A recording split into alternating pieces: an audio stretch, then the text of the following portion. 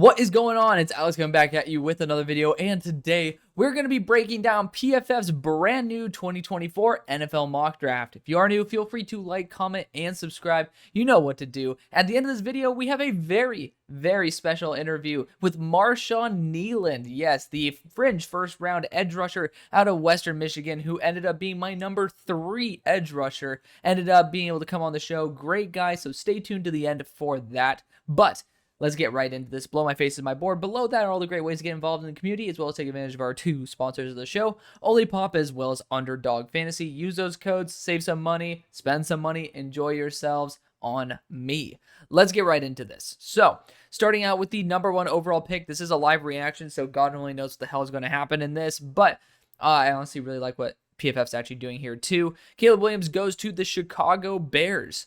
You know, it's the obvious pick. I don't think we really need to spend very much time on it. He's the best quarterback in the class. People who say he is not, let's just let them talk to themselves. Pick number 2, Drake Maye goes to the Washington Commanders. There's actually a growing movement for J.J. McCarthy at number 2. And you know how I feel when I start hearing that a random quarterback that was not supposed to be even potentially in the first round start creeping up into the top 2. I hear and smell a lot of smoke for a smoke screen. I think that this is just a ploy by Washington or by some other franchises as well to be tempting a lot of teams to want to move up for their quarterbacks and basically allow teams to not believe certain players are slipping and just incorrectly predict the draft. I don't think that J.J. McCarthy, I mean, who gives a shit how good of a damn pro day he had? Everybody has a good pro day. Like, we pretend as if we don't get enamored by these players every single year and people just don't learn their mistakes.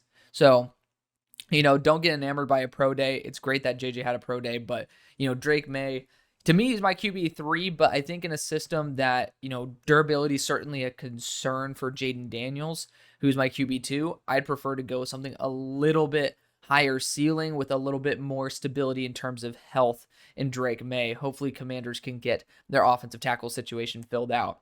It's pick number 3. We got Jayden Daniels going to the New England Patriots. Obviously, again, I already just talked about it. My only issue with Jayden, well, 2 issues, are middle field processing, because he likes to rely on his legs a little bit more than stick in the pocket for that final read, and then also durability. This guy gets hurt way too often, and the best ability is availability. So it would be intriguing to see if the Patriots actually stick at 3 or move out. Pick number 4, Marvin Harrison Jr. goes to the Arizona Cardinals. People are going to be clamoring for a potential move out here, but your team is pretty buns. You have a solid amount of picks as well with really good value. I mean, if you end up moving out here for 11 and 23, I'm not going to complain based on what you end up getting in the long run. If you end up getting a Jared Verse and, you know, Brian Thomas, by all means. But Marvin Harrison Jr. is one of the more guaranteed prospects in the class. I am now starting to factor in positional value. That's going to be one hell of a good challenge this summer as well. But I'm actually trying to factor it into my board right now and being able to adjust it over time. But essentially, people who could be a true wide receiver 1 out the gate, I think, get a nice little bump. So Marvin Harrison Jr. actually now is in a grade of 85. So we'll put that out there as well. J.J. McCarthy ends up being the pick at 5, so Chargers end up moving back. And then, you know, Jim Harbaugh's guy ends up going at pick number 5, where Jim Harbaugh once was. So, you know, the Chargers apparently receive more than 11 and 23. You know, 11-23 for pick 5 already is a crazy overpay, essentially, for the Vikings to move up. And going for QB4, people talk about a QB tax. QB taxes usually happen when you're not going for the 4th best quarterback. Now, there's a little bit of a difference when people think there's a legendary class, but J.J. McCarthy just started getting hype. Guys, this is not something that has been set in stone. Like, Trey Lance was a bona fide first-round pick, if not a top 10 player, before he really got that top 3 hype. Zach Wilson started picking up that hype mid to late season when he started putting together a resume. Those are honestly the failures as well. But, you know, like Mac Jones, like, come on, guys. Like, these guys were bona fide first-round players the entire year. J.J. McCarthy was looked at as a reach as a first-rounder just like 2 or 3 months ago. So I think that we could pipe it down in terms of the actual quarterback tax. I may be wrong, but I highly suggest that the Vikings do not trade more than 11 and 23 if they're going to be moving up for QB4. Doesn't make sense because you're already having an overpay. But at it obviously doesn't affect the mock draft. I mean, this is going to be the move. But, this is just a general commentary, not on the mock draft itself. Just looking at this, I think that the quarterback tax is a little bit over-exaggerated. But pick number 6, Malik Nabers goes to the New York Giants. They need a weapon number 1. I think this is perfectly fine. Joe Alt ends up going here at pick number 7. He's a fantastic player. This is just a great spot for him to go. Right now, he's at 14 on my board, but I'm now factoring in positional value, and that's going to boost him into the 80s. He's going to be back in that blue chip tier. So there's a lot of moving pieces, but I think it is going to properly represent how a board should be able to be structured. Pick number 8, Dallas Turner goes to the Atlanta Falcons. Dallas Turner is a fantastic player. He's going to actually potentially end up being into that purple tier. That's a big TBD on that. But, Dallas Turner is a really special product, and I think he deserves a lot more respect than what not the media, but the fans give him. Not many people actually pay attention to Dallas Turner. He's kind of more of an afterthought. And it's like, oh yeah, I know he's a good player. But this guy is a lot better than just a good player. He is an elite defender, and he'd be a great addition there for the Falcons. Pick number 9, Rome Odunze goes to the Bears. Keenan is over 30 years old. Doesn't have that many years left on his contract. This is a great way to, have a succession plan in place for that and have an instant impact. So I'm not going to blame him at all. I do think that edge rushing group needs a little bit extra in the gas tank, and I think this receiver class it's easier to get a wide receiver 3 in round 3 than an edge rusher 2, but you sometimes have to go best player available. And if you think Rome Odunze is better than Jared Verse, then I respect that. Pick number 10, Tali Fuaga goes to the Jets. This was my selection for them in one of my more recent mock drafts, so feel free to go check that out.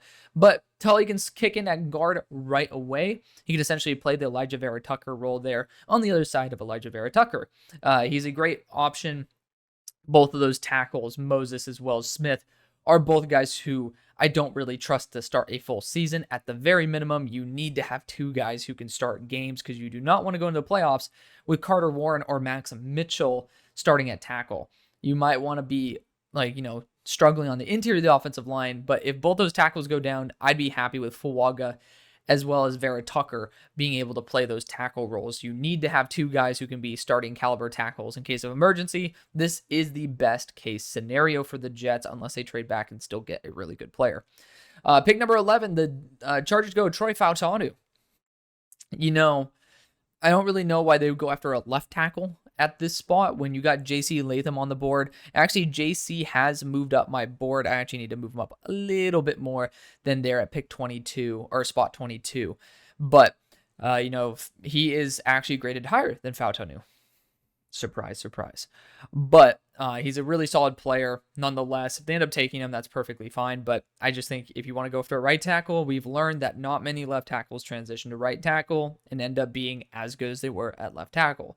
So if Fautanu, who was pretty much almost a guaranteed guard until he measured out his arms, he wasn't unbelievable at left tackle. He was very solid.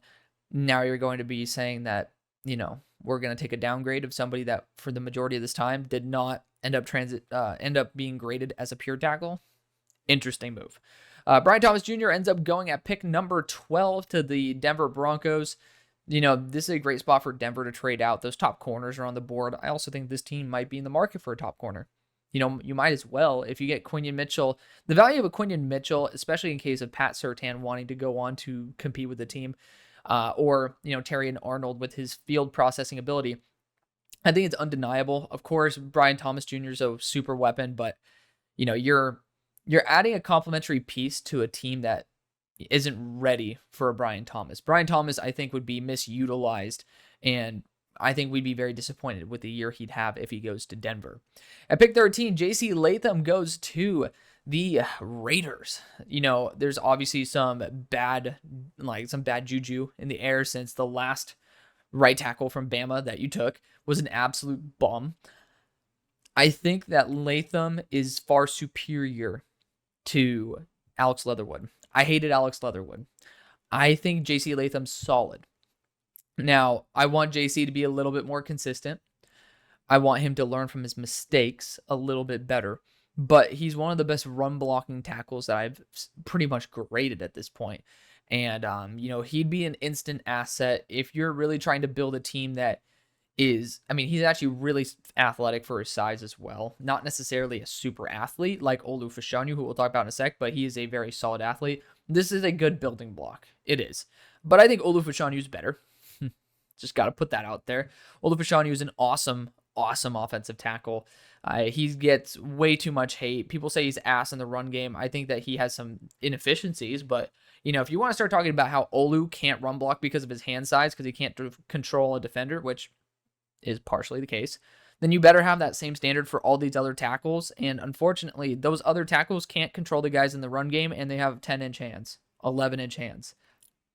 Hate to say it, but hand size isn't everything. And maybe Olu has a ceiling because maybe at that hand size, he won't be able to control NFL defenders no matter what he does, versus the other guys have that ceiling. At the end of the day, Olu Fashanu still has really solid run blocking tape out there compared to the shit that he gets. He's a great player. I think that we're getting a bunch of prospect fatigue because he's supposed to be a top 10 pick over the past 2 years. Like, that was the consensus. And people are just getting prospect fatigue. There's only 2 left tackles in this class that I truly trust, and then you get into a small drop-off until Fa'atanu, and then there's a big drop-off after that. So, we're still blessed with 3 starting caliber left tackles, but I think there's a solidified top 2, and Olu Fashanu is not the 3rd tackle. I'll put it that way. But the Saints would be gracious to have a great talent like Olu on the board. You're just essentially saying that Trevor Penning is over, which I think they should. Quinion Mitchell ends up being the pick at pick number 15 for the Colts. Obviously that is an atrocious photo. They did him dirty on that one. They should have done something else. But his talent, his physicality, his frame matches everything that the Colts are looking for, except for the fact that he's actually fast. He didn't draft anybody who was fast last year's draft for their cornerback position, but they drafted some guys who had that big physical frame who actually have some zone coverage ability. Quinion Mitchell, not necessarily the most zone savvy in my opinion, but I think that his overall skill set actually tends to lean out better for the future of the Colts, and I think his foundation is solid enough for the present. At pick 16, Grant Barton goes to the Seattle Seahawks. I think that this is a perfect opportunity for a trade back. I know that there's probably not going to be super many, there's not going to be a ton of trade backs here, but Grant Barton didn't surprise me that much. He's been someone who I really liked for a long time, and I've just continued to just really like him, but I can't love him. There's a lot of inefficiencies in his game. Again, it's another player who can't control a guy in the run game. Like, he has a lot of feistiness, and I love that about him, but there just is something about how he plays tackle that, I don't think that he could really be a starter at offensive tackle. I think he could start some games at offensive tackle, and he's going to be kicking into guard, but I don't know if his skill set at guard is necessarily as good as what people are saying. I think he's a solid round 2 talent, and I think that is perfectly fine. There's nothing wrong with that. He's a good round 2 interior offensive lineman, but maybe the flexibility makes him worth a round 1 pick, especially for a team that has questions over the future of their offensive tackle position, because you might need a guy to be a stopgap, guys. I respect that, but this is a bit too early for Graham, in my opinion. At pick 17, you got Terrion Arnold to the Jacksonville Jaguars. One of those players who actually might end up creeping up into my purple tier, my generational level tier, because I don't think you can find many Terrion Arnolds. Of course, I might end up adjusting what it means to be generational, because now that I'm adding in pretty much free points for players based on their role on a team, we'll need to adjust those positions those grades as well. At pick number 18, Brock Bowers goes to the Cincinnati Bengals. It's as much of a dream pick as you could imagine, but Brock Bowers continues to slide in these. At pick number 19, Byron Murphy ends up going to the Los Angeles Rams. Without Aaron Donald, it's not a big surprise if this is the move. Undersized, sure, but so is Aaron Donald, and Byron Murphy has all the talent in the world. At pick number 20, we got a Marius Mims, right tackle out of Georgia. Just graded him today. There's a lot to love about Amarius, but I think that he has a lot of massive red flags, and I'll talk about it in the tackles video that will be coming out this week, along with some crazy other collaborations that we're going to be doing. So super excited for that. But Amarius Mims is extremely heavy of foot. Like, he takes one step for every 3 that an edge defender takes. So he has a lot of losses based on him not being able to counter properly and mirror a player. He's not very athletic. Hate to say it, like what he tested out in his 40 well. Whoop-de-doo. You look at the tape, he doesn't move that well. And I'm honestly hoping that, he ends up staying healthy and everything, but, this guy's not going to be performing the way he did at the Combine, and he injured himself on that second run at the Combine. But he's not going to be performing at the Combine after multiple months of training. He's going to be on the field through 17 weeks plus more, and he's always missing time. He missed time in the games that I watched too. So it's just, it's a big red flag for me. I think Amarius Mims should be, he'd be a good addition for the Steelers if we can trust that Dan Moore can hold out in the games Amarius Mims is not in. I am genuinely concerned. The talent is there, 6'7", 340, but I wouldn't be surprised to see Amarius Mims there at the Steelers' second round pick. And it's weird for me to say that, but the medicals, we see guys fall for medicals every year. The medicals are a massive red flag, and he doesn't bring the physical profile in terms of agility and experience as well that these other tackles are going to bring to the table. So I honestly think the Steelers could be in luck. Honestly, you can see another Georgia star fall. Last year was Darnell Washington for a knee issue. Don't be surprised if Amarius Mims slips, because there's some good offensive tackles in this class, and some teams might just say, hey, you are 6'8", 340 pounds, and you have injury issues. We have Mekhi Becton in the league right now, who's a top 10 pick, who is big and had injury issues.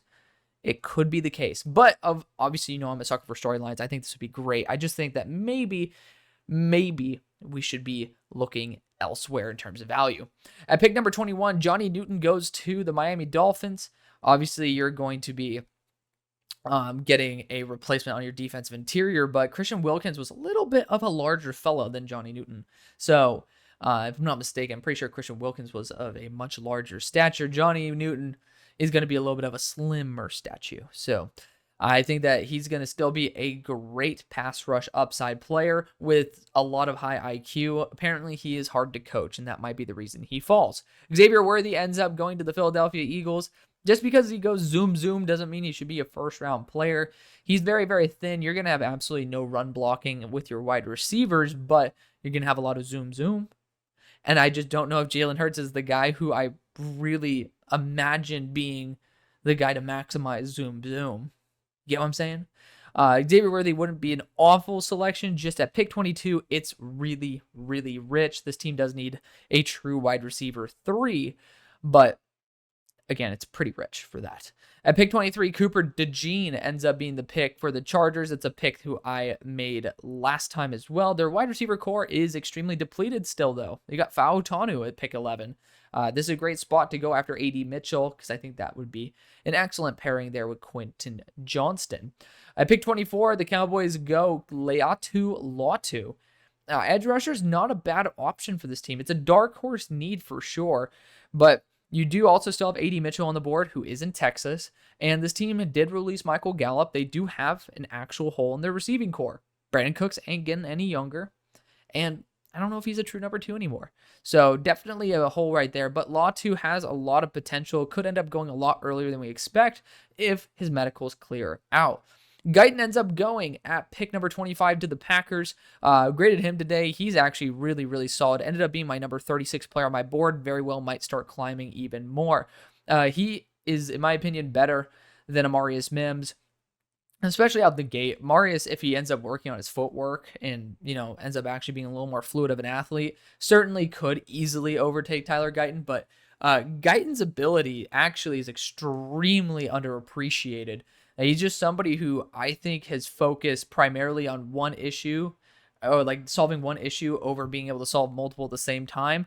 He basically looks at, if you're engaged with a defender, he's looking at the hand fighting and he forgets about his feet.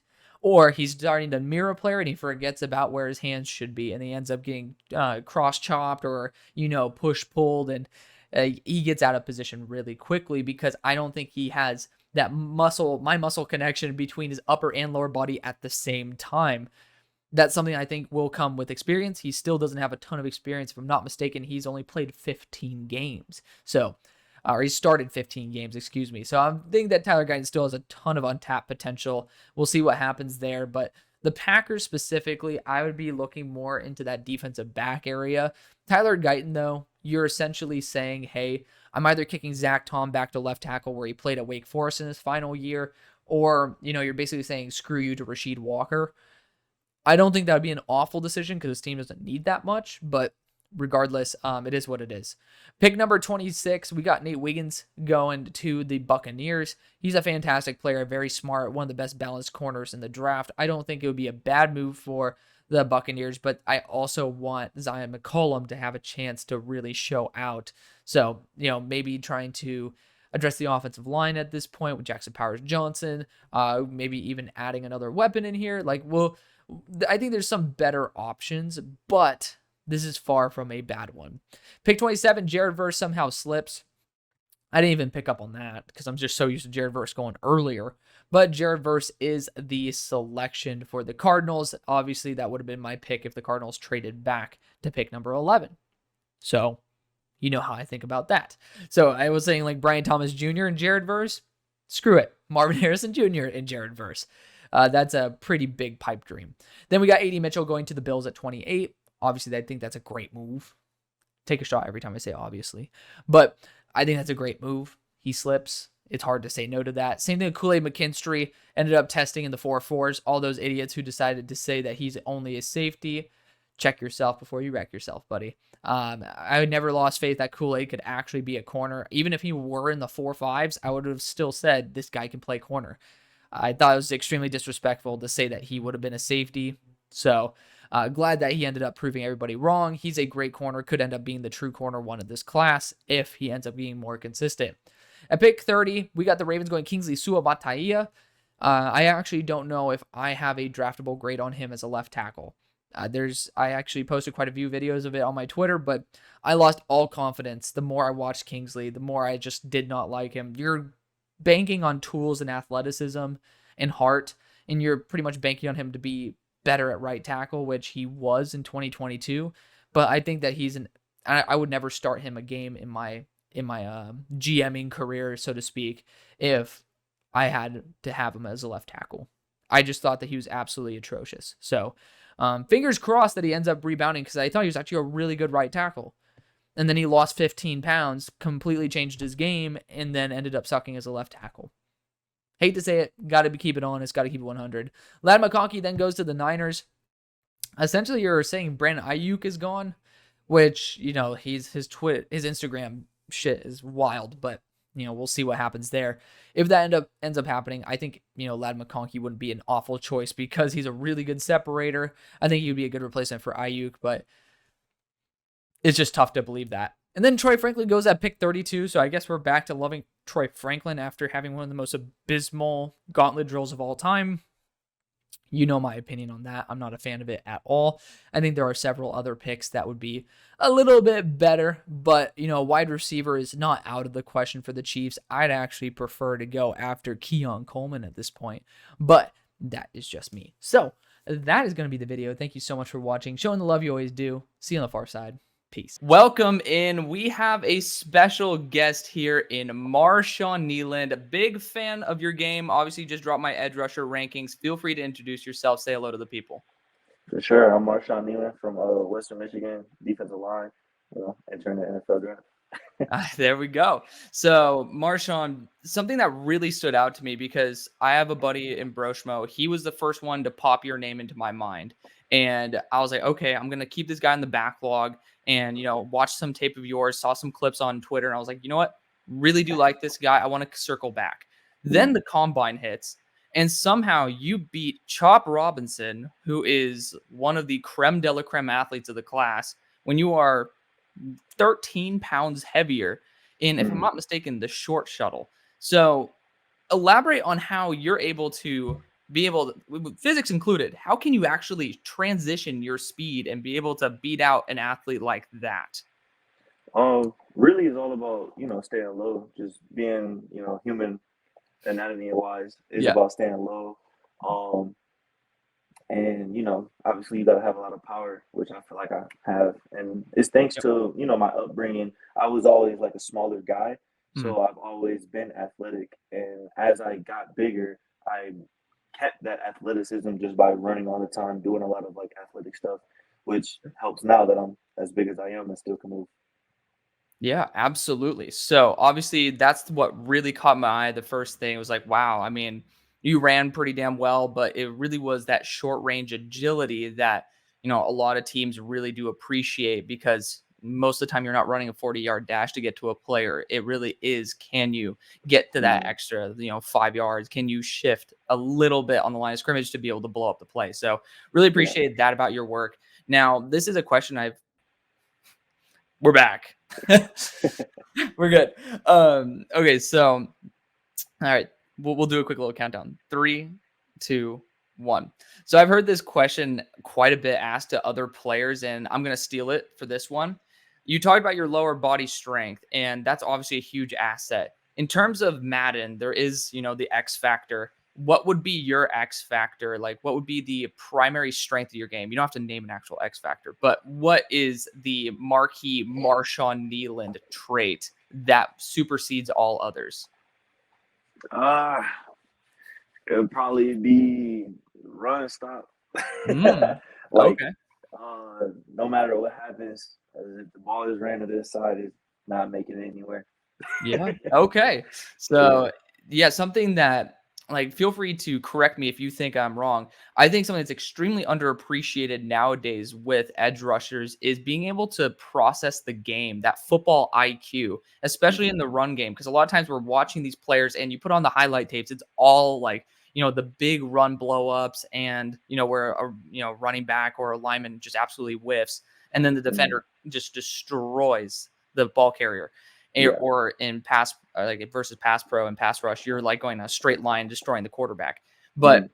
do you think that probably the most underrated trait is where you're not exactly seen, but you know where the ball is going to be, and you're essentially just in the way of where the play is going to go? Do you think that's like a top tier talent part of your game, or do you think that that should be mitigated with the rest?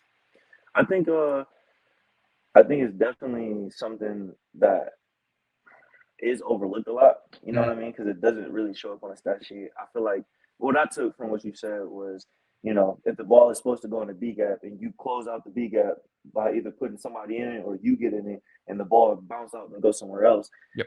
you're giving somebody else a tackle. But everybody that watches the game is like, okay, he made that play happen because if you weren't in that position, it would could be a big run. So Yeah. I think that's definitely something I could do.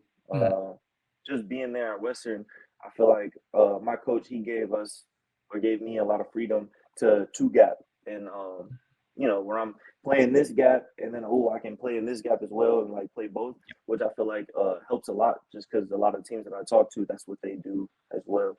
So that's something I love that you brought it up. I actually use this a lot in my analysis is are you engaged in the block or are you looking past the block? It's almost a sign of confidence when you're engaged with a blocker and you're still looking to where the ball is going. A lot of guys sometimes just get really honed in on being able to win their engagement with the blocker versus actually processing what's going on behind during the play. So, Mm-hmm. big shout out on that one because that was something I noticed in your game, and it's one of the first things I will mark down on any single player is, are you actually focused on the play or are you focused on your engagement? So that Mm-hmm. was something that boosted your football IQ grade, so to speak, for me, as well as for a lot of other players, Adiza Isaac as well, who I know that Mm-hmm. you got to be on the field with, one of the most cerebral edge rushers that I've seen in terms of just genuinely knowing where the play is going to go. So that's great. Now, at your frame, roughly about 270 pounds, do you think that you're going to be a little bit more kicked to the inside? Of course, it is scheme specific, and I'm sure you're very Mm-hmm. versatile, but what is your ideal scheme fit? Do you like being on the inside? Do you like to be able to, rush even from wide nine and just be a menace to tackles? What's your favorite? Personally, my favorite is just traditional defensive end. Mm, Either playing that five tech or six tech, or sometimes bumping out to the nine as well. yeah. That's basically what I grew up doing.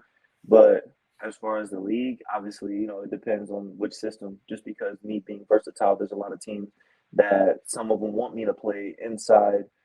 Some of them want me outside and then move the inside for like pass downs. Some of them like that I talked to was like, okay, you're just outside. You know what I mean? So Mhm. it's a lot of different um, schemes and stuff that go into it, and regardless of where I go, I feel like I'm gonna enjoy it That's either a way. good thing, dude. I mean, obviously, we talked about this before, but the estimated range is a guaranteed second. Essentially, some teams might feel a little uncomfortable letting you slide, so you could be that fringe first round pick, which, Mm, based on the testing, based on the RAS, based on the overall production as well, that was something that, I even noted during the combine. Now, I did have one little knock on your game, and I want to hear mm, what your thoughts are on this. for So, sure. I am a stickler for motor, right? I love Mhm. guys who give their all. You give your all on every damn play to the point where it's on the plays where I'm like, Marshawn, the play is like 15 yards away. You don't need to haul ass over there. Yeah. That you sometimes do it. So, have you ever heard that from any coaches? Like, what do you think is your biggest flaw? You're saying that's a flaw? I mean, I think that if you get yourself gassed out a little bit, like sometimes I was like, Marshawn, like keep the top end juice in the tank. I see you hauling ass across the Yeah. field when like everybody else has it covered, which I love. But I But mean, again, you gotta keep fresh. it's at the same time, it's also like it's been my first 2 years in college is was a certain game. We lost these games, by the way. It looked like the dude was gonna get tackled, and it was like either one of our guys had a grab and they fell to the ground, and he like rolled over him and didn't touch the ground, something like that, and they got Yep, up and scored. I've been a part of teams that they had that where it's like I trust that he's gonna make the play, but I'm gonna put myself in a position to be able to, make sure the play will be made. sure. Um, but also, like you said, you see it in games is also in practice. I'm doing stuff like that. So it trains me so that for the game, I do have the stamina Yep. allowed to do all that. No, trust me. It was like it's the first time ever that I've had that feeling because most of the time you see players take reps off, right? Yeah. Like where they genuinely are giving 25% effort. And you Mhm. see this receivers too, but like especially edge rushers when the ball is going to the other side of the field. It's you and Darius Robinson, who you also shared the Mhm. field with there in Mobile, that have given the most effort even when it's not required. So it's a definite plus, but I was like, oh, like keep a little bit more juice in the tank. Like, come on.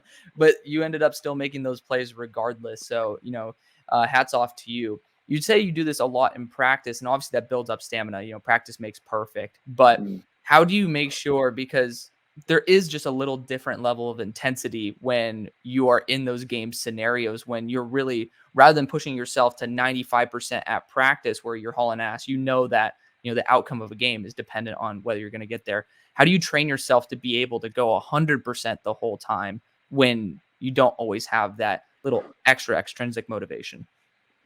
Uh, I think it drives from, like I said, just being in practice and knowing that, okay, in games, these scenarios are going to happen. I'm going to have to chase down. I'm going to have to do that. And like you said, I mean, being honest, in practice, it's never going to fully be like a game. You never, because game reps and practice reps are different, as everybody knows. So as after practice, we're doing gassers, and just a little bit. You don't want to kill yourself, but like, Yeah. you do like one or two half gassers down backs just to train your body. Keep moving. Um, and it's really just when you're tired in practice, because obviously it's practice, you're gonna get tired. Pushing yourself to continue to train as if you weren't tired is Okay. really what helps a lot. Okay. Um, man. Nice. So I have to ask you because I'm going to circle back to a question I asked a little bit earlier. What is your area that you need to improve the most on? When I was grading you out, there wasn't an actual area because C to me is NFL adequate. Like C is like where, you wish it were better, but it's passable. I didn't give you a C or a C plus in any category. So genuinely, it was one of the weirdest things. I did not have a single legitimate area of full improvement. Where on your board or in your mind do you think you need to improve the most, and what are you doing for it? So what I feel like I need to improve on a lot is sometimes I'm a little bit too physical when I'm in my pass rush. I stay Velcro on the dude a little bit too much just because I have him on skates, And I don't know, you obviously you watch the film. There's a couple of times I hit him into the quarterback, and it's not a high school quarterback, so he just stumbles a little bit. He gets up and keep running. Yeah. Um, which in high school I was able to do that, and it would knock over the quarterback or something like that. In college, I'm just bumping him. I know I go to the NFL. It's just like he's just going to move out of the way and run. You know what I mean? So I've been working on, transitioning that from that power, even if I have him on skates, to get off and work a little bit more finesse. Mhm. Um, of either a push pull or something, nothing too crazy. Just get him off instead of driving him back into the quarterback. Absolutely. And something about that timing is something you can't really fully practice. How Mm-hmm. long do you think it takes? Because obviously, there's people in the NFL right now that still don't have the timing down of disengagement. That's what I call it. Like, Mm-hmm. how do you continue to work on that? Because it's not something you can do in the gym. Like, it is something where it has to be innate. Like, you have to be, hey, I feel this guy's on his heels. Like, Mm-hmm. how do you get those proper reps? Or do you just go back in your mind through the reps that you've done and then remembering, like, I should have disengaged here? Mm-hmm. It's definitely come with a lot of film work on my past and like their past as well. So like studying the next guy up, watching when does he sit back? Like, because Mhm. most people are taught, they get hit, it's a step, a gather step, and that's when they're, coming back, and that's when you want to pull them because they're trying to come forward too. So it's a Yeah. little bit of both. Just watching my film for sure. Thinking like, okay, here I want to come off, but like I'm still bullying, or I do it a little bit late. It's Mhm. just been just watching that. And obviously, you know, once you hit them either way with enough power, they're going to try to gather down and fit. Yeah. So as long as I come up the ball with good power and hit them, either any time I pull them, it's not going to be a bad time. So That's yeah, true. I mean, we always love to be able to get those offensive tackles a little bit more humbled, don't we? yeah, oh Um, yeah. so speaking of offensive tackles, you've been able to go up against a lot of great ones, even in Mobile, Alabama, especially in Mobile. Who Yeah. was the best tackle that you faced, especially ones that are draft eligible? Um, the guy I always bring up that I liked personally was Kingsley. I can't remember his last name, but it was Sua Kingsley. He's from Montaia. yeah, Yeah, yeah, yeah, BYU kid. yeah, yeah, BYU. I always Mhm. I don't know. It's just I went against him a couple times, and it was fun because he has heart. He's gonna try.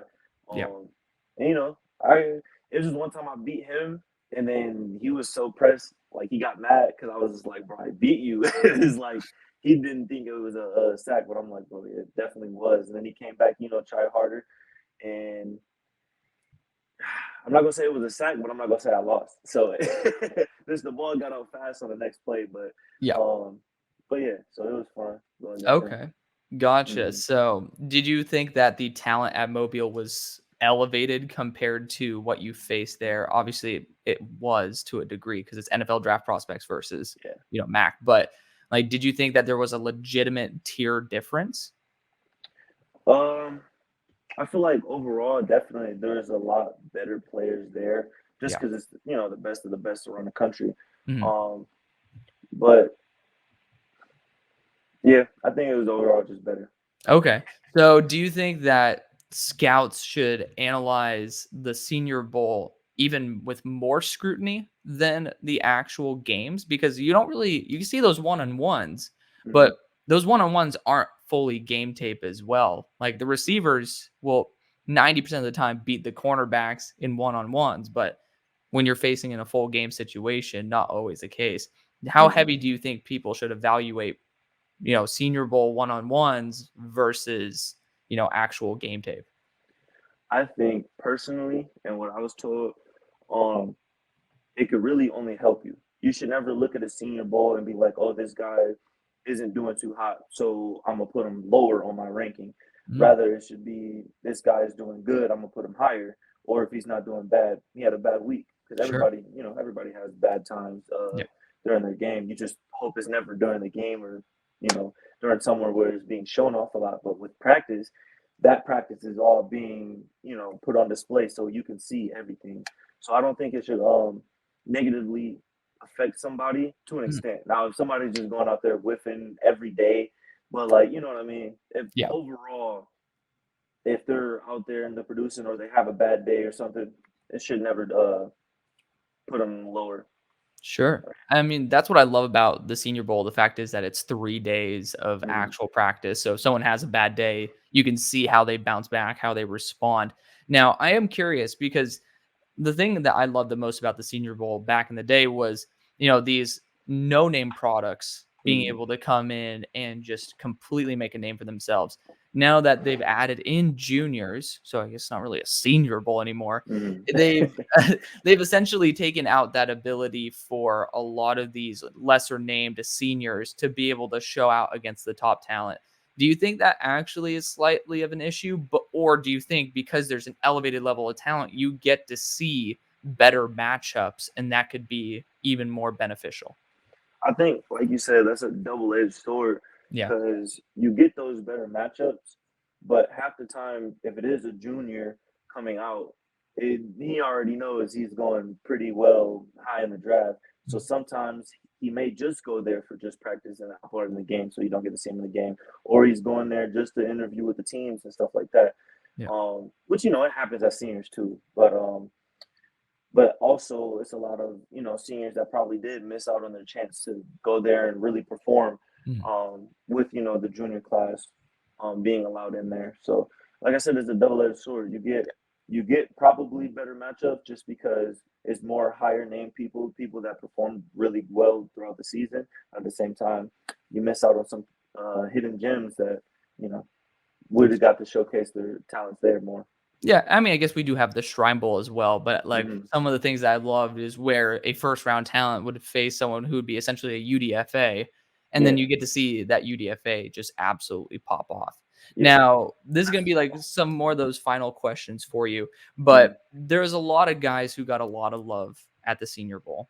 Who are some of the guys that you think deserved a little bit more? Like some of the guys, especially in your group, that maybe didn't get the spotlight as much because obviously you got the spotlight, and then a lot of guys were focused on, Chris Braswell, for example. But who Mhm. are the guys that really did deserve a little bit more love?